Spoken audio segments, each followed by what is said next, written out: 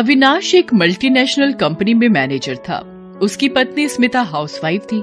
उसके 2 बच्चे थे, 9 साल की बेटी दिव्या और 8 साल का बेटा अंकुर। अविनाश के माता पिता गांव में रहते थे, लेकिन हर 3 महीने में वो अपने बेटे से मिलने शहर जरूर आते। आज भी वो आने वाले थे। अविनाश उन्हें ही लाने रेलवे स्टेशन गया हुआ था। ट्रेन लगभग सही समय पर आई। उसके माता पिता ट्रेन से उतरे।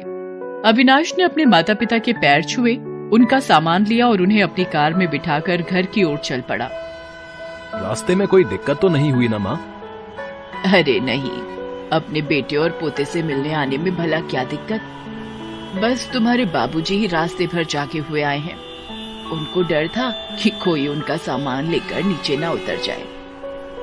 बस अब दोनों माँ बेटे मिले नहीं कि मेरी शिकायत शुरू हो गई है? सभी घर पहुंचे। स्मिता ने दरवाजा खोला, अपने सास ससुर के पैर छूकर आशीर्वाद लिया। तभी दिव्या भागती हुई आई और अपने दादा दादी के पैर छुए। दोनों ने अनमने ढंग से उसे आशीर्वाद दिया और घर के अंदर आए और अंकुर के बारे में पूछने लगे। अरे हमारा पोता कहाँ है पोता? हमारे घर का चिराग। अरे बहू, कहाँ है हमारा पोता अंकुर? जब तक वो हमारे गले नहीं लगेगा हमें चैन नहीं मिलेगा। क्या कहूँ माँ जी, दिन भर मोबाइल में गेम खेलता रहता है। स्मिता अपने सास ससुर को लेकर अंकुर के कमरे में गई। अंकुर मोबाइल में गेम खेल रहा था। अरे मेरा पोता यहाँ है, देखो तो तुम्हारे दादा दादी कितनी दूर से तुमसे मिलने आए हैं। आजा मेरा पोता, जल्दी से हमारे सीने से लग जा। लेकिन अंकुर ने अपने दादा दादी की ओर बिल्कुल भी ध्यान नहीं दिया और गेम खेलता रहा। स्मिता ये देखकर गुस्सा हो गई और उसके हाथ से मोबाइल छीन लिया। क्या मम्मी, बीच गेम में आपने डिस्टर्ब कर दिया। अंकुर, इतनी देर से तुम्हारे दादा दादी तुमसे बातें कर रहे हैं और तुम हो कि मोबाइल में घुसे हुए हो। नमस्ते दादा, नमस्ते दादी। हो गया मम्मी, अब दो मोबाइल। ऐसे नहीं, पैर छूकर प्रणाम करो, इनके साथ बैठो, बातें करो। देखते नहीं ये कितनी दूर से आए हैं। वो ये बातें कर ही रहे थे कि दिव्या उनके पास आई।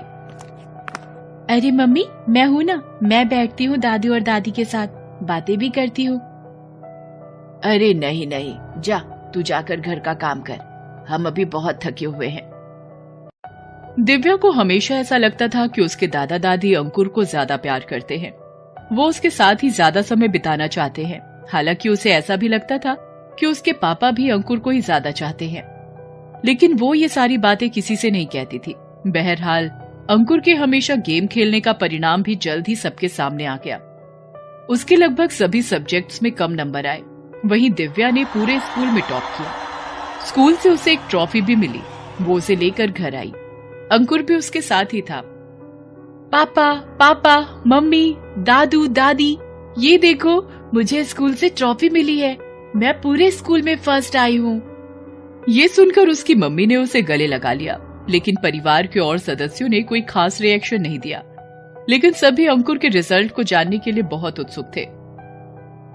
और हमारे बेटे अंकुर का रिजल्ट कैसा रहा? पापा, उसके सारे सब्जेक्ट्स में कम नंबर आए हैं। अब पूरा दिन मोबाइल चलाएगा तो नंबर तो कम ही आएंगे ना। तू उसका मजाक उड़ाना बंद कर। तेरे नंबर जरा ज्यादा आ गए तो तूने कोई पहाड़ नहीं तोड़ लिया।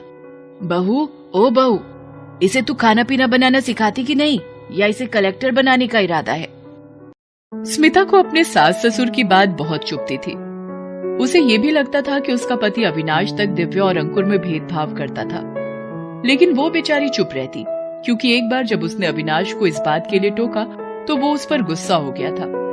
परीक्षा में कम नंबर आने के बावजूद भी अंकुर को नई साइकिल और एक नया कंप्यूटर मिला, लेकिन दिव्या को सिर्फ एक चॉकलेट से काम चलाना पड़ा। वो भी उसकी माँ ने दिया था। धीरे धीरे समय बीतता गया। दोनों बच्चे बड़े हो गए, लेकिन उनमें अंतर होता रहा। अब उनके कॉलेज जाने का समय हो गया। अंकुर ने किसी तरह पासिंग मार्क्स लाए, फिर भी उसके पिता अविनाश ने बड़ा डोनेशन देकर उसका एडमिशन इंजीनियरिंग कॉलेज में करवा दिया। वहीं दिव्या ने टॉप किया था तो उसे न सिर्फ अच्छे कॉलेज में एडमिशन मिला बल्कि स्कॉलरशिप भी मिली। लेकिन अविनाश दिव्या को कॉलेज भेजने के लिए बिल्कुल राजी नहीं था। तुम्हें एक बार में बात समझ में नहीं आती है क्या? मैंने बोला ना कि दिव्या को कॉलेज जाने की जरूरत नहीं है।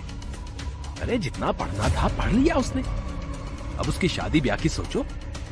कल बाबूजी और अम्मा का फोन भी आया था, उन्होंने गांव में कोई लड़का देख भी रखा है। देखिए, मैंने आज तक ना तो आपकी बात टाली है ना अपने सास ससुर की, लेकिन इस बार मैं चुप नहीं रहूंगी। मेरी बेटी पढ़ेगी, खूब पढ़ेगी, उसका जब तक मन होगा तब तक पढ़ेगी, और हाँ, जब उसकी मर्जी होगी तब वो शादी करेगी, वो भी अपनी पसंद से।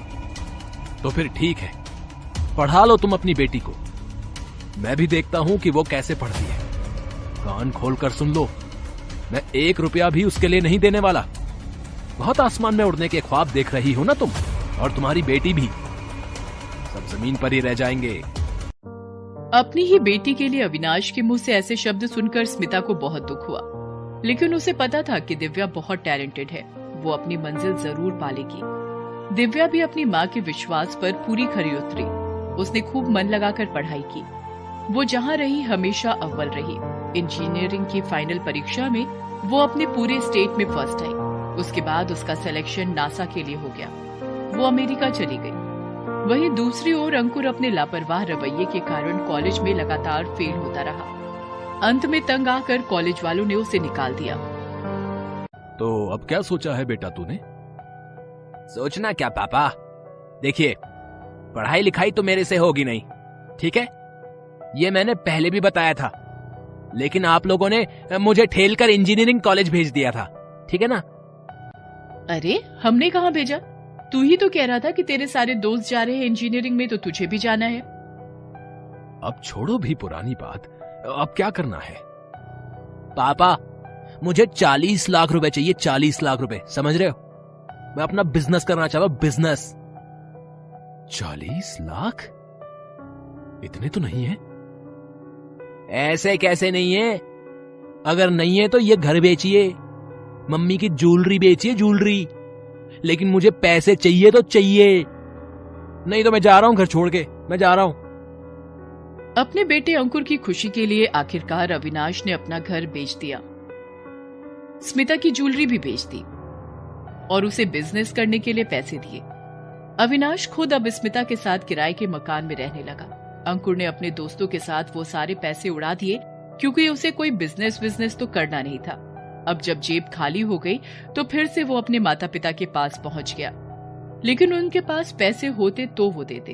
अंकुर ने चुपके से अपने दादा की पुश्तैनी जमीन भी बेच दी और सारे पैसे उड़ा दिए। उसके दादा दादी को जब पता लगा तो उन्होंने अपना सिर पीट लिया। इस लड़के ने तो सब बर्बाद कर दिया है? उधर अविनाश की सारी प्रॉपर्टी बेच दी और इधर मेरा अंगूठा लगाकर गांव की जमीन। इससे तो लाख गुना अच्छी हमारी पोती निकली, जो अमेरिका में जाकर हमारा नाम रोशन कर रही है। दिव्या को अंकुर के बारे में किसी ने कुछ भी नहीं बताया था। वो अमेरिका में दिलो जान से अपनी पढ़ाई में लगी थी। वहां भी उसे उसकी मेहनत का इनाम मिला। नासा ने अंतरिक्ष में कई सारे एस्ट्रोनॉट्स को भेजने का प्रोग्राम बनाया था, उसमें स्मिता का भी नाम था। स्मिता नासा की ओर से अंतरिक्ष गई। उसकी पूरी टीम 5 महीने वहां रही और कई सारे रिसर्च के बाद वापस लौटी। दिव्या उस टीम का अहम हिस्सा थी, इसलिए पूरी दुनिया में उसका नाम हो गया। न्यूज़पेपर, रेडियो, समाचार चैनल, हर जगह उसके चर्चे थे। भारत सरकार को भी दिव्या की उपलब्धि पर गर्व था। सरकार ने उसे भारत गौरव का पुरस्कार दिया, जिसे लेने वो भारत आई। जब उसे अवार्ड मिला तो उसके दादा दादी, पापा मम्मी सभी की आंखों में खुशी के आंसू थे। तुम्हारी बेटी ने तो सच में आसमान छू लिया स्मिता। मेरी नहीं, हमारी बेटी कहिए। स्मिता, मुझे याद नहीं कि इसके जन्म के बाद इसे देखकर मैं कब खुश हुआ था। ये मुझे हमेशा बोझ लगती थी, लेकिन आज मन कर रहा है इसे दौड़कर गले लगा लूं, इसके पैर छू लूं और कहूं, बेटी मुझे माफ कर दे, अपने पिता को माफ कर दे, जिसने बेटा बेटी में अंतर किया। बहू, मुझे लगता था कि पोते से ही रौनक होती है, वही वंश का नाम रोशन करता है, लेकिन मैं गलत थी। मेरी पोती किसी से कम नहीं। सभी को अपनी गलती का एहसास था। सबने दिव्या से माफी मांगी। दिव्या ने कहा कि बड़े माफी नहीं मांगते, आशीर्वाद देते हैं। कुछ दिनों बाद दिव्या ने अपने माँ पापा के लिए एक नया घर खरीदा। अंकुर ने जो जमीन बेच दी थी उसे भी उसने वापस खरीदा। अंकुर को भी उसने बहुत समझाया और फ्यूचर के लिए सोचने को कहा। अपनी बहन की बात उसे समझ तो आई, लेकिन देर से। बहरहाल आज वो एक कॉल सेंटर में नौकरी करता है।